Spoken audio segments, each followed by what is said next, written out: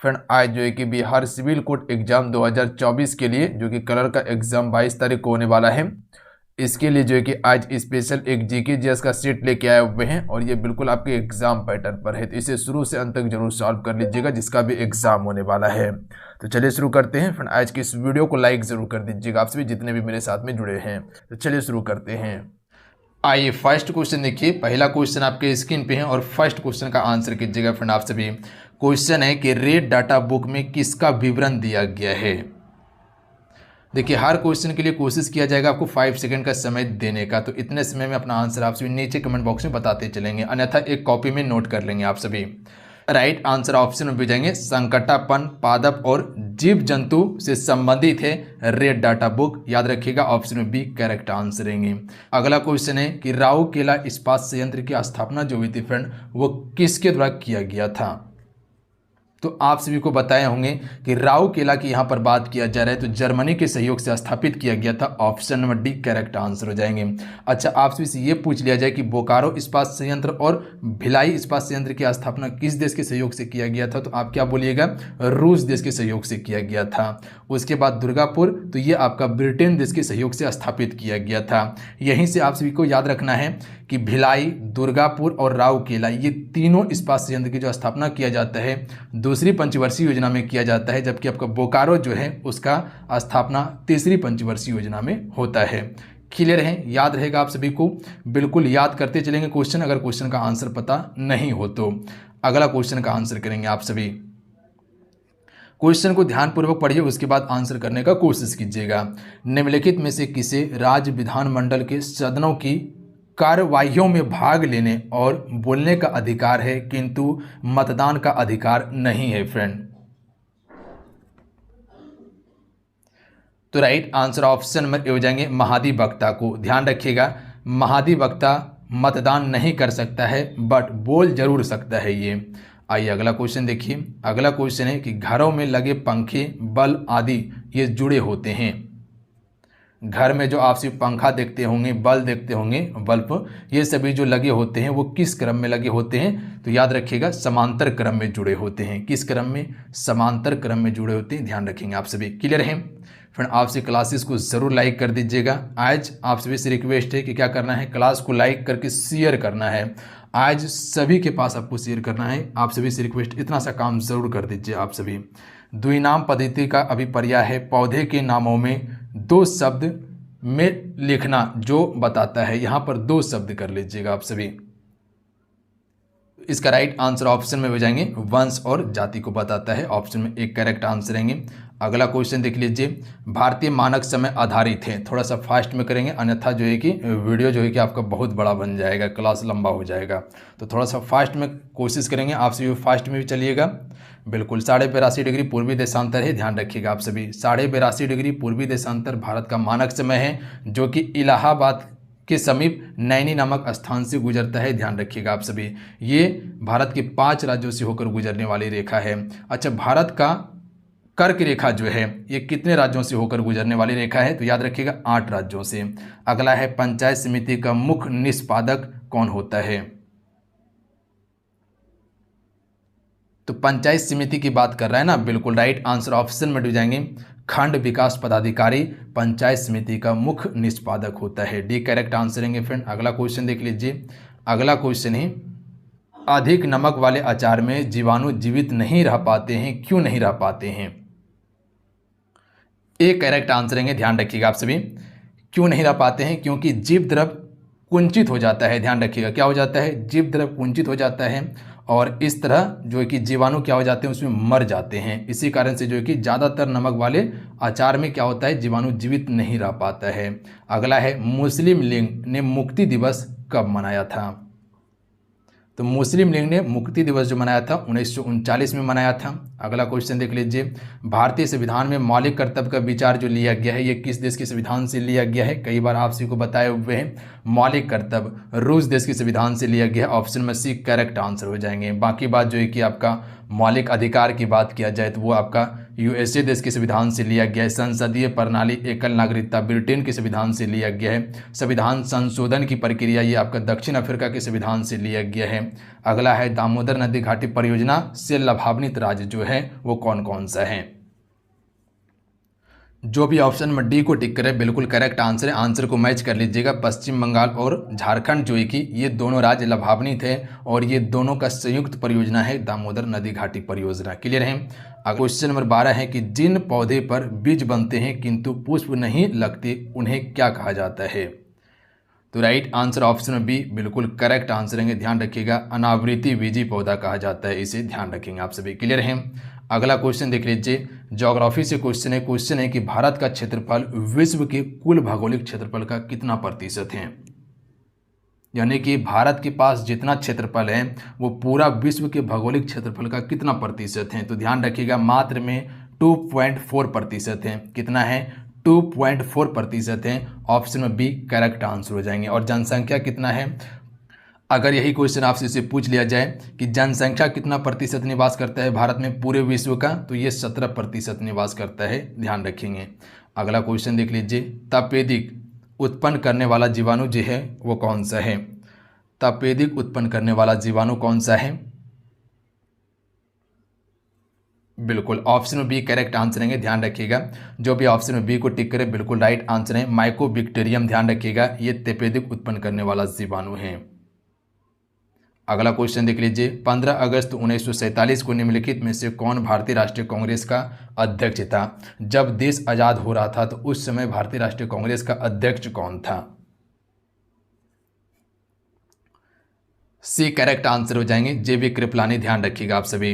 देखिए भारतीय राष्ट्रीय कांग्रेस की अगर बात किया जाए तो 1885 में इसका स्थापना किया जाता है। किसके द्वारा, एओयूएम के द्वारा स्थापित किया जाता है और पहला अध्यक्ष इसका व्योमेश चंद्र बनर्जी बनता है। कहाँ पर स्थापित किया गया था, तो ध्यान रखिएगा मुंबई में स्थापित किया गया था। अगला क्वेश्चन देख लीजिए। अगला क्वेश्चन है कि इनमें से कौन सा जैव विविधता के लिए खतरा है। देखिए जितने भी क्वेश्चन लिया गया है सारे सिलेक्टेड टॉप लेवल का प्रश्न है, इसीलिए जो क्वेश्चन आपको पता है तो उसे ज़रूर बताइएगा। अगर नहीं पता है तो क्वेश्चन को याद करते चलेंगे साथ साथ में आप सभी। कि टारगेट है कि एग्ज़ाम होते होते वो चीज़ आपको कवर करवा दिया जाए जो आपके एग्ज़ाम्स की दृष्टि से इम्पॉर्टेंट हैं। तो जितने भी क्वेश्चन अभी कवर करने वाले हैं सारे अति महत्वपूर्ण प्रश्न कवर करने वाले हैं हम सभी। राइट आंसर ऑप्शन में से जाएंगे। ध्यान रखिएगा प्राकृतिक आवासों और वनस्पति का विनाश तथा झूम खेती ये जैव विविधता के लिए खतरा माना गया है। सी करेक्ट आंसर हो जाएंगे। अगला है कानून के समान संरक्षण वाक्य कहाँ से लिया गया है। अमेरिका से लिया गया है। ध्यान रखिएगा ए राइट आंसर हो जाएंगे। अगला है माइटोकॉन्ड्रिया किसमें अनुपस्थित होता है। यहाँ पर देखिएगा उपस्थित की बात नहीं किया गया है, अनुपस्थित की बात किया गया है। तो ये किसमें अनुपस्थित होता है, तो जीवाणु में अनुपस्थित होता है, जबकि ईस्ट, कवक और हरे शैवाल में उपस्थित होता है। तो ऑप्शन में सी राइट आंसर रहेंगे। अगला क्वेश्चन का आंसर कीजिएगा आप सभी। क्वेश्चन है कि नकदी फसल इनमें से कौन सा नहीं है। नकदी फसल इनमें से कौन सा नहीं है। क्या लगता है गेहूं नकदी फसल है, नहीं है। ध्यान रखिएगा गेहूं क्या है, ये आपका रबी फसल है, जबकि गन्ना, कपास, जूट ये क्या है आपका नकदी फसल है। ध्यान रखिएगा। क्वेश्चन देख लीजिए।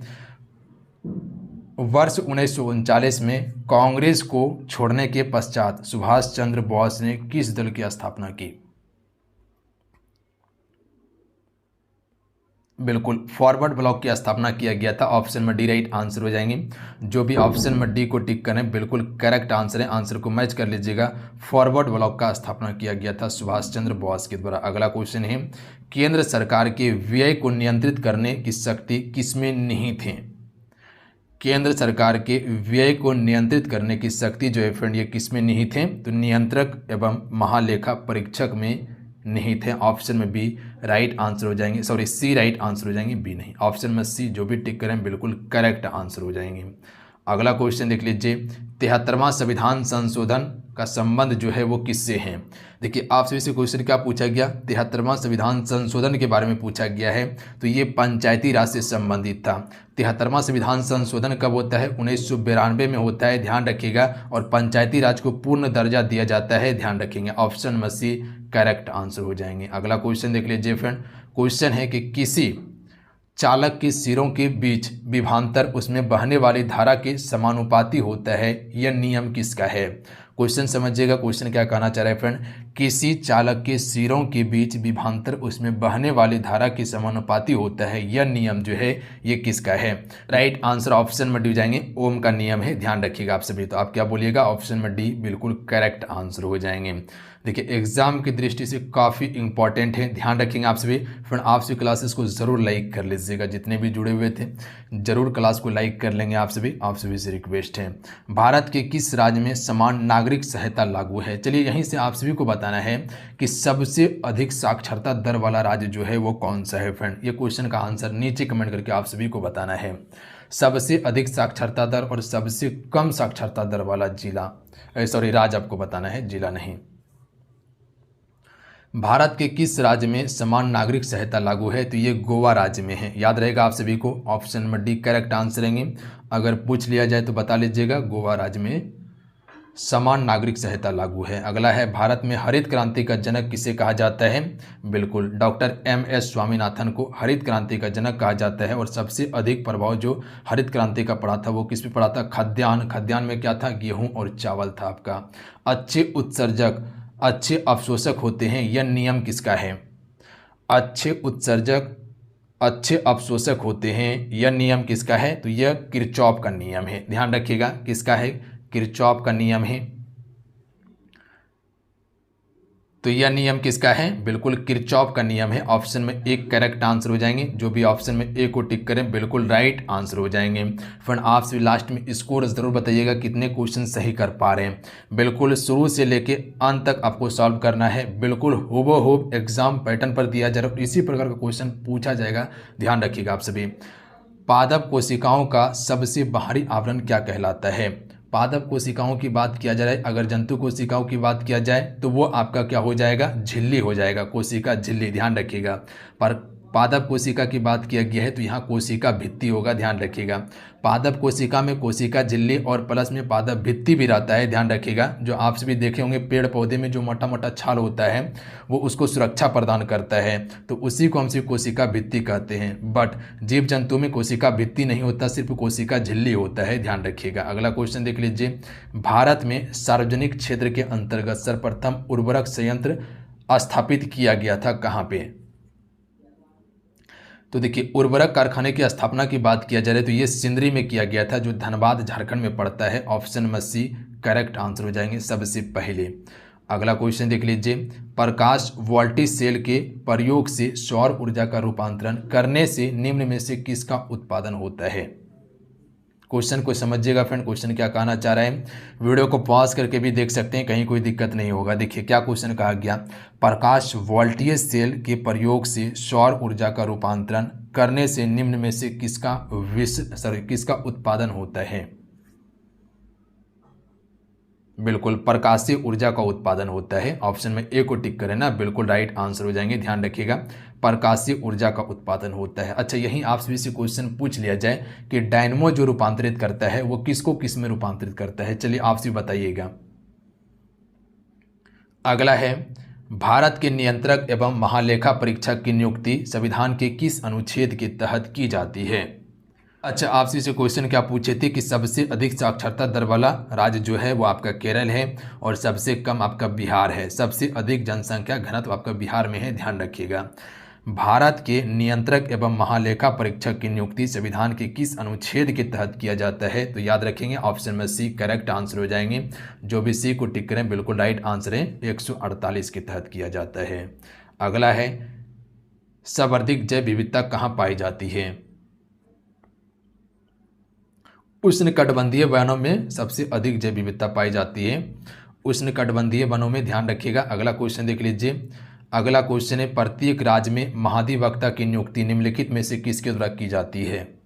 प्रत्येक राज्य की बात किया जा रहा है ना, राज्यपाल। ऑप्शन में ए राइट आंसर रहेंगे, ध्यान रखिएगा। अगला है, द्वैत शासन नीति को किसने समाप्त किया था? देखिए द्वैत शासन नीति को लागू किया था बिल्कुल वॉरेन हेस्टिंग नहीं, देखिए, द्वैत शासन को चालू किसने किया था? रॉबर्ट क्लाइव ने चालू किया था, पर इसको समाप्त करता है वॉरेन हेस्टिंग। ध्यान रखिएगा, option number C correct answer हो जाएंगे। वही वॉरेन हेस्टिंग है जो 1773 के रेगुलेटिंग एक्ट के तहत जो बंगाल का गवर्नर हुआ करता था उसे बंगाल का गवर्नर जनरल नियुक्त किया गया था। अगला क्वेश्चन है कि राज्य के नीति निर्देशक सिद्धांतों के अनुसार किस आयु तक के बच्चे को निःशुल्क एवं अनिवार्य शिक्षा देने की आशा की जाती है? बिल्कुल, 14 वर्ष तक बच्चे को निःशुल्क शिक्षा के लिए अनिवार्य किया गया है। ऑप्शन में ए राइट आंसर हो जाएंगे। अगला क्वेश्चन देख लीजिए, किसने कहा था मेरी पीठ पर किया जाने वाला प्रहार ब्रिटिश साम्राज्य के ताबूत में एक कील सिद्ध होगी? यह कथन किसका था? ये सुबह ही मॉर्निंग वाला क्लास में आप सभी को इस क्वेश्चन का आंसर बताए हुए थे। तो इसका राइट आंसर क्या हो जाएंगे? लाला लाजपत राय का ये कथन था कि मेरे ऊपर या मेरे पीठ पर किया जाने वाला प्रहार ब्रिटिश साम्राज्य के ताबूत में एक कील सिद्ध होगा।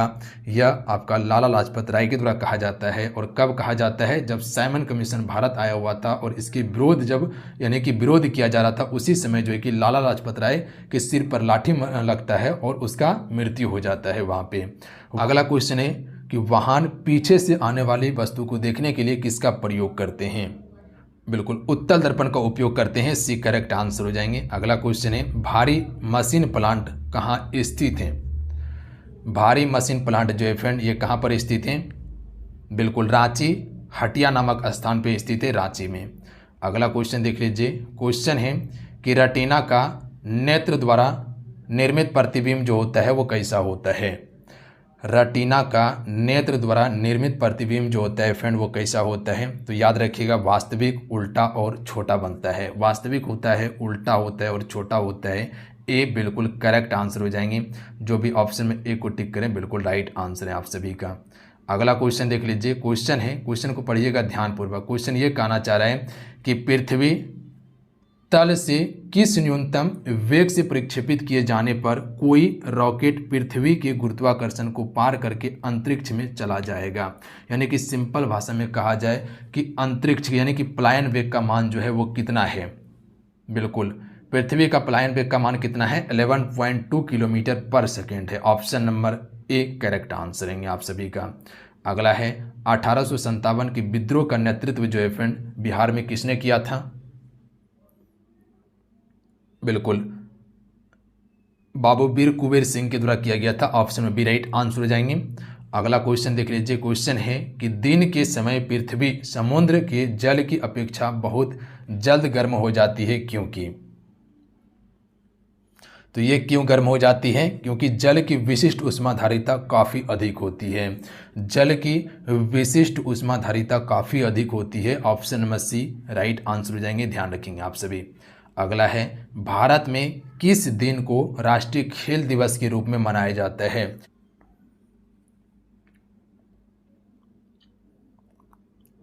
बिल्कुल, 29 अगस्त को मनाया जाता है राष्ट्रीय खेल दिवस, जो कि मेजर ध्यानचंद के जन्म दिवस पर मनाया जाता है। भारत का राष्ट्रीय खेल क्या है? हॉकी है। अगला है, निम्नलिखित में से कौन सा शहर गोमती नदी के तट पर स्थित है? लखनऊ स्थित है गोमती नदी के तट पर। अगला है, मधुमलाई राष्ट्रीय उद्यान कहाँ पर स्थित है? तो बिल्कुल ये स्थित है आपका तमिलनाडु राज्य में, ध्यान रखेंगे आप सभी। अगला क्वेश्चन देख लीजिए, क्रिकेट के गेंद को किस कोण से मारा जाना चाहिए ताकि वह अधिकतम दूरी तक जा सके? तो देखिए, अगर अधिकतम दूरी तक भेजना है तो उसको 45 डिग्री क्षैतिज कोण से मारा जाना चाहिए, तब जो है कि वह गेंद क्या होगा? अधिकतम दूरी तक जा पाएगा। तो ऑप्शन नंबर यहाँ पर बी बिल्कुल राइट आंसर हो जाएंगे आप सभी का। याद रहेगा, ध्यान रखिएगा आप सभी। ओरियन क्या है? तो ओरियन एक तारामंडल का नाम है, ध्यान रखिएगा। ओरियन क्या है? तारामंडल का नाम है। अगला क्वेश्चन देख लीजिए, अमृत शहर की नींव किस सिख गुरु ने रखी थी? बिल्कुल, गुरु रामदास के द्वारा, ध्यान रखिएगा, गुरु रामदास जी ने अमृत शहर की नींव रखी थी।